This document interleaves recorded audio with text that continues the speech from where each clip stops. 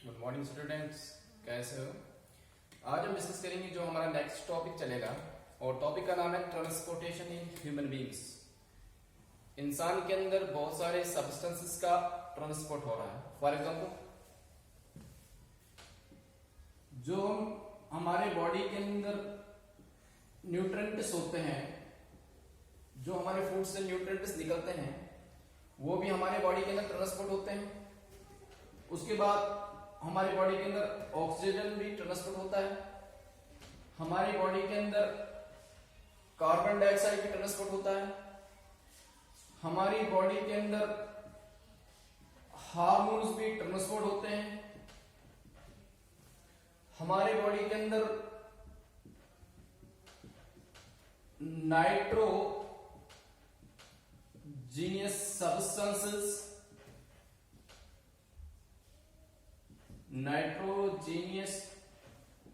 Substances या जो हम दवाई खाते हैं, जो मेडिसिन हम खाते हैं,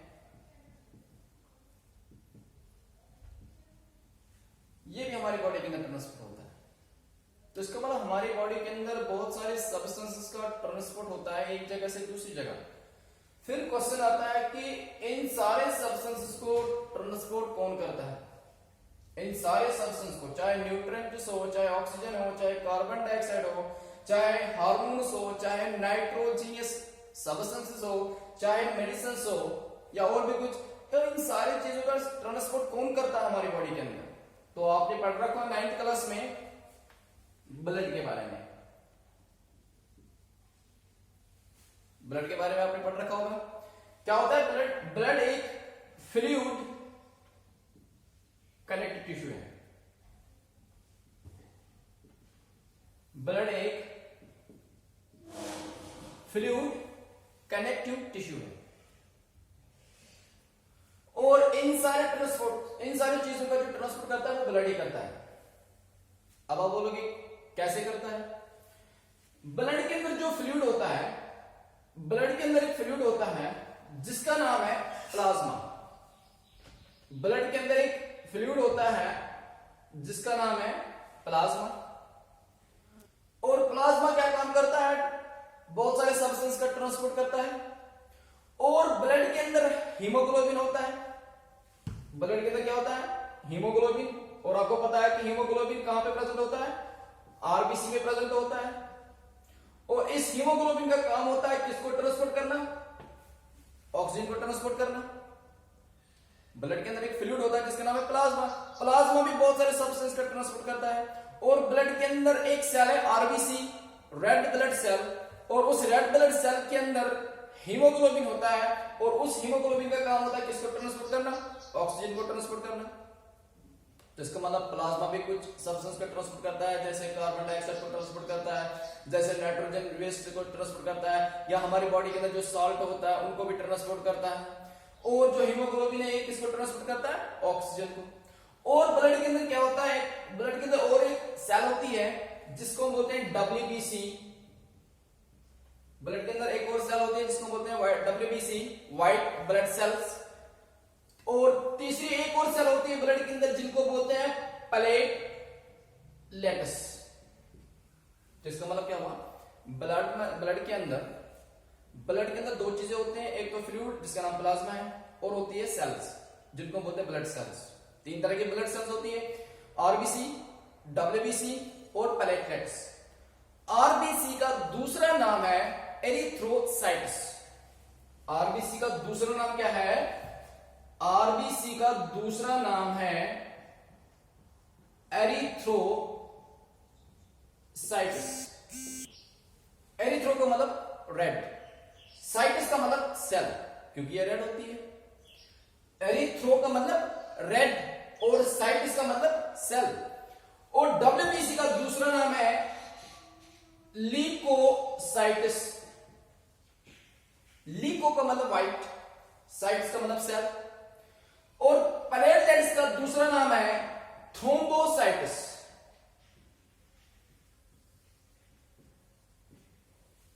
प्लेटलेट्स का दूसरा नाम क्या है? थ्रोम्बोसाइट्स। और आपको पता है कि जो ये ब्लड सेल्स होती है कहां पे बनती है? ये बोन मैरो के अंदर बनती है। कहां पे बनती है? बोन मैरो के अंदर। तो इसका मतलब है कि अगर ब्लड इन सारे सब्सटेंस का ट्रांसपोर्ट करता है तो फिर हमारी बॉडी के अंदर एक ऐसा सिस्टम होना चाहिए जो इस ब्लड को पंप करे, जो इस ब्लड को पंप करे, पंप करने के बाद वो बाद में ट्रांसपोर्ट हो जाए। जैसे हमारे घर के अंदर मोटर होता है, मोटर का काम भी क्या होता है? वो पानी को पंप करता है और वो बाद में पानी जाता है किसके अंदर? पाइप्स के अंदर, जो घर के अंदर पाइप्स होती है, और वो पाइप्स बाद में पानी को लेके जाती है कहां तक? जहां पे उसको जाना है। इसका मतलब मोटर ने क्या काम किया? पानी को पंप कर दिया, और पाइप्स जो है उन्होंने क्या काम किया? उस पानी को बाद में ट्रांसपोर्ट किया कहां तक? जहां तक उसको जाना है। वैसे भी हमारी बॉडी के अंदर भी ऐसा सिस्टम होना चाहिए जो इस ब्लड को पंप करे और फिर वो ट्रांसपोर्ट हो जाए कहां तक? जहां तक उस ब्लड को जाना है। तो क्या है हमारी बॉडी के अंदर ऐसा जो ये काम करेगा? हमारी बॉडी के अंदर भी एक पंपिंग ऑर्गन है, हमारी बॉडी के अंदर भी एक पंपिंग ऑर्गन है जिसका नाम है हार्ट। जिसका नाम क्या है? जिसका नाम है हार्ट। और बाद में वो ब्लड किसके थ्रू ट्रांसपोर्ट होता है? जैसे पानी ट्रांसपोर्ट हो रहा है पाइप्स के थ्रू, मगर हमारी बॉडी के अंदर बाद में जब ब्लड को पंप किया जाता है, कौन ब्लड को पंप करता है? हार्ट करता है। हार्ट का काम क्या होता है? ब्लड को पंप करना। और उसके बाद वो बाद में किसके थ्रू चले जाते हैं? हमारी बॉडी के अंदर क्या होती है? Blood vessels.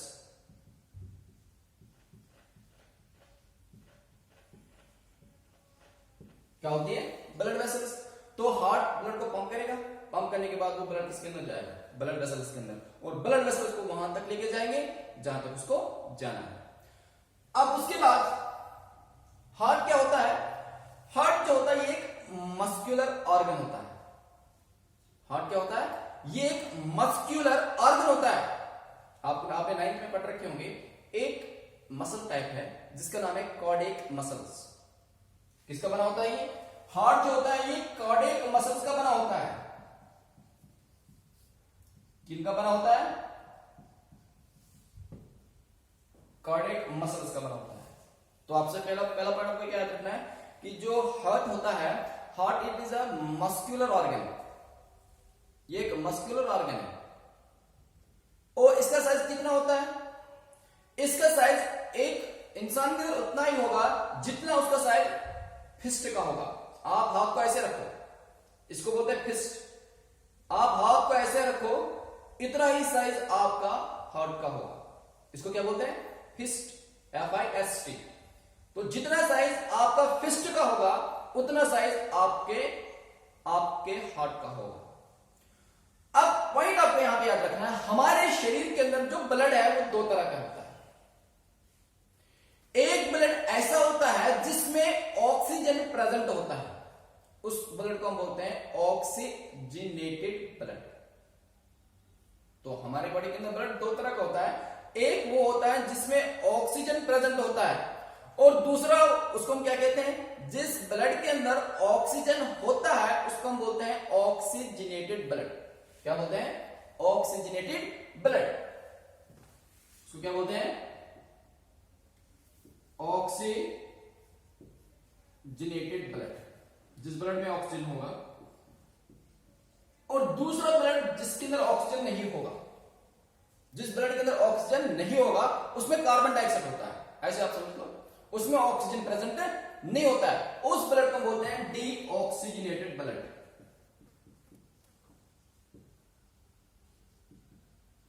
उसे क्या बोलते हैं? Deoxygenated blood. जिसका मतलब दो तरह का ब्लड है हमारी बॉडी के अंदर, ऑक्सीजनेटेड ब्लड और डीऑक्सीजनेटेड ब्लड। मगर ये ब्लड हमारी बॉडी के अंदर मिक्स कहीं पे नहीं होता है। ये दिल के अंदर भी मिक्स नहीं होता है। ये ऑक्सीजनेटेड ब्लड और डीऑक्सीजनेटेड ब्लड मिक्स नहीं होता है। हमारे बॉडी के अंदर नस भी दो तरह की है। एक नस ऐसी होती है जिसका काम होता है उस ब्लड को ट्रांसपोर्ट करना जो ऑक्सीजनेटेड होगा, और दूसरी ब्लड वेसल्स हमारी बॉडी के अंदर ऐसी होती है जिनका काम होता है उस ब्लड को ट्रांसपोर्ट करना जिसके अंदर ऑक्सीजन नहीं होगा, मतलब ऑक्सीजनेटेड ब्लड को ट्रांसपोर्ट करना। मतलब कुछ ब्लड वेसल्स ऑक्सीजनेटेड ब्लड को ट्रांसफर करेगी, कुछ ब्लड वेसल्स किसको ट्रांसफर करेगी? डीऑक्सीजनेटेड ब्लड को ट्रांसफर करेगी। और बात किसकी आ गई? दिल के अंदर। दिल के अंदर, हमारे दिल के अंदर, इंसान के दिल के अंदर कितने चैम्बर्स होते हैं? 4 चैम्बर्स होते हैं। ये क्वेश्चन आता है बोर्ड में कि हमारे दिल के अंदर कितने चैम्बर्स होते हैं, कितने खाने होते हैं? 4 खाने होते हैं। वो इसलिए होते हैं क्योंकि जो ऑक्सीजनेटेड ब्लड है वो डीऑक्सीजनेटेड ब्लड के साथ मिक्स न हो जाए। हमारे दिल के अंदर 4 चैम्बर्स इसलिए होते हैं कि जो ऑक्सीजनेटेड ब्लड है वो मिक्स न हो जाए किसके साथ? डीऑक्सीजनेटेड ब्लड के साथ। अब 4 चैम्बर्स हैं, 2 चैम्बर्स ऐसे होते हैं जिनमें ऑक्सीजनेटेड ब्लड रहता है और 2 चैम्बर्स ऐसे होते हैं जिनमें डीऑक्सीजनेटेड ब्लड रहता है। तो कितने चैम्बर्स हैं हमारे दिल के अंदर? 4 होते हैं। तो कौन कौन सा होता है दिल के अंदर? कितने चैम्बर्स होते हैं? 4 होते हैं।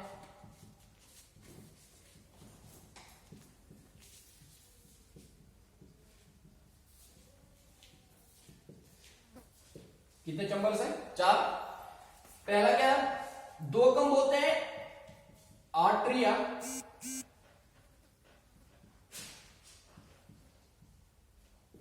और 2 कम होते हैं वेंट्रिकल।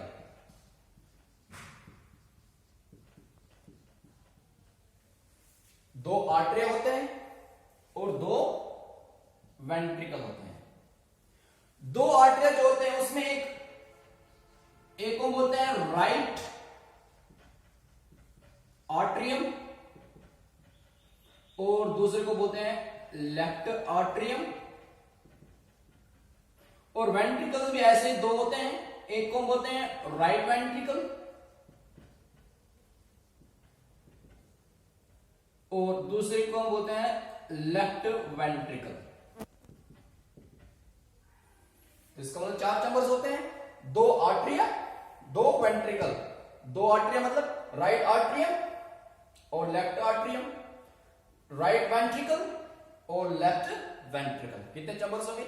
4 चैम्बर्स हो गए। ये इसलिए है कि ऑक्सीजनेटेड ब्लड जो है वो डीऑक्सीजनेटेड ब्लड के साथ मिक्स न हो जाए।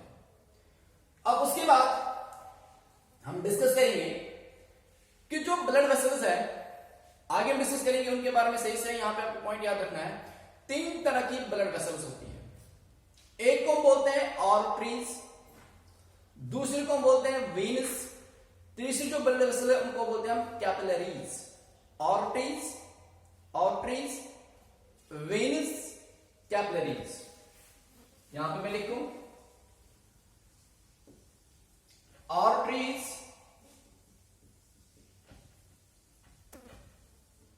वेन्स और कैपिलरीज।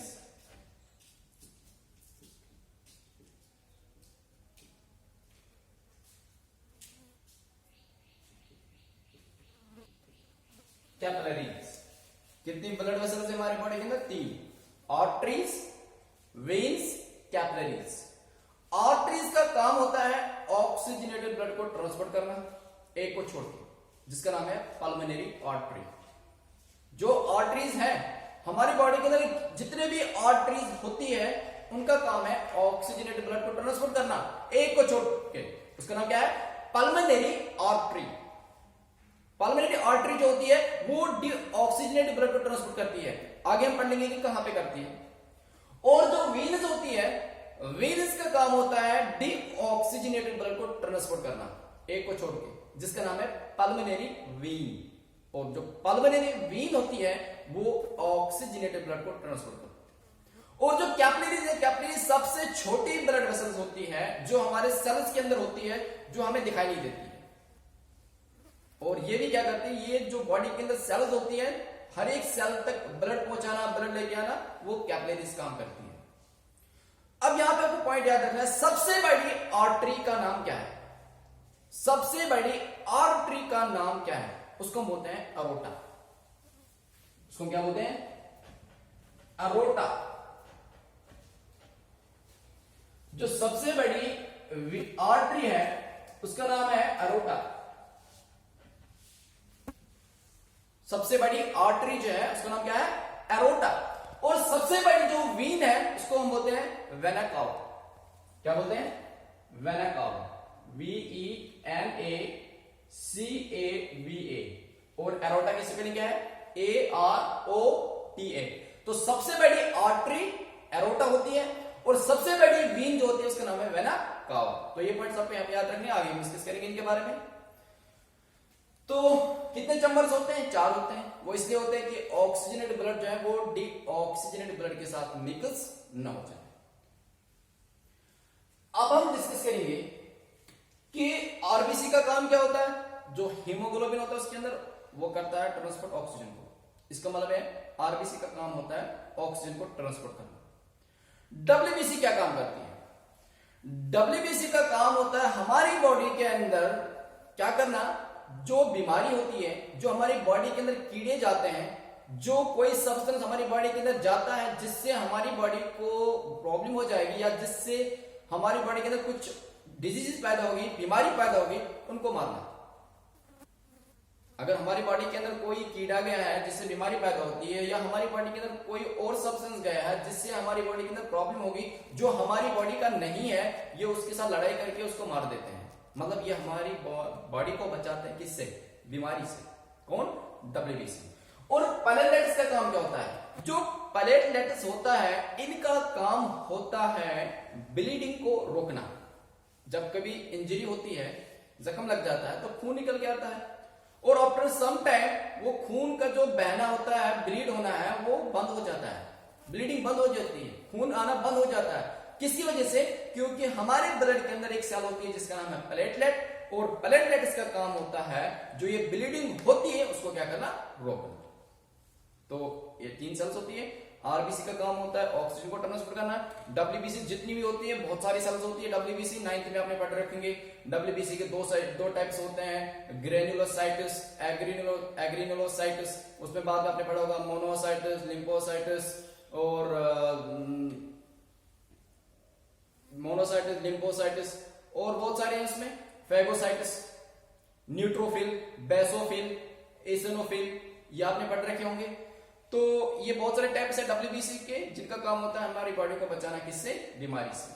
और उसके बाद जो प्लेटलेट्स होती है, प्लेटलेट्स का काम होता है जो ब्लीडिंग होती है उसको रोकना। तो आगे हम जो नेक्स्ट टॉपिक में डिस्कस करेंगे वो हम करेंगे कि कैसे जो हार्ट होता है, हार्ट के अंदर ऑक्सीजनेटेड ब्लड कैसे आता है और डीऑक्सीजनेटेड ब्लड कैसे आता है, वो डीऑक्सीजनेटेड ब्लड को कहां पे ट्रांसपोर्ट करता है और ऑक्सीजनेटेड ब्लड को कहां से ट्रांसपोर्ट करता है, ये हम डिस्कस करेंगे नेक्स्ट टॉपिक।